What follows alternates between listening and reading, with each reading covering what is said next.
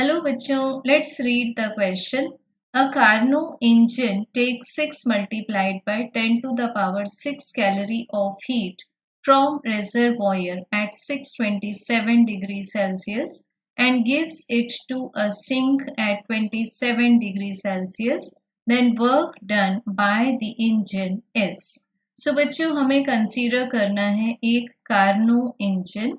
अब Carnot engine reservoir से heat लेता है जिसको हम मान सकते हैं Q1। This is 6 multiplied by 10 to the power 6 calorie और रिजर्वॉयर का टेम्परेचर हमें सेंटीग्रेड में गिवन है 627 degree centigrade.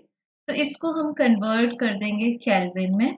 So 273 to be added. Now we get the temperature of 900 kelvin. अब बच्चों हमें लेना है सिंक का temperature again in absolute scale. So this will be 27 plus 273। It means this is 300 kelvin. अब बच्चों हमें बताना है कि इंजन के थ्रू कितना वर्क डन हुआ। सो कार्नो इंजन की हम लोग पहले एफिशिएंसी को एक्सप्रेस कर देते हैं। This efficiency of this Carnot cycle is 1 minus T2 divided by T1। तो वैल्यूज पुट कर देंगे। T2 is 300 kelvin, T1 is 900 kelvin.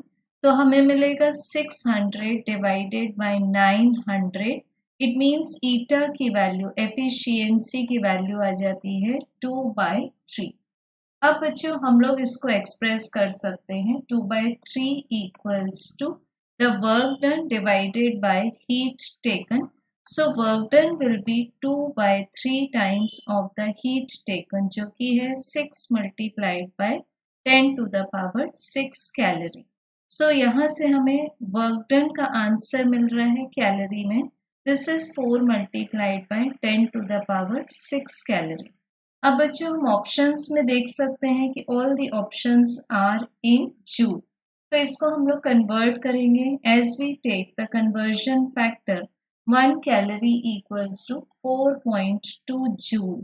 So this W is equal to 4.2 multiplied the calorie values, that is 4 multiplied by 10 to the power 6। अभी answer किस में आ चुका है? Joule में।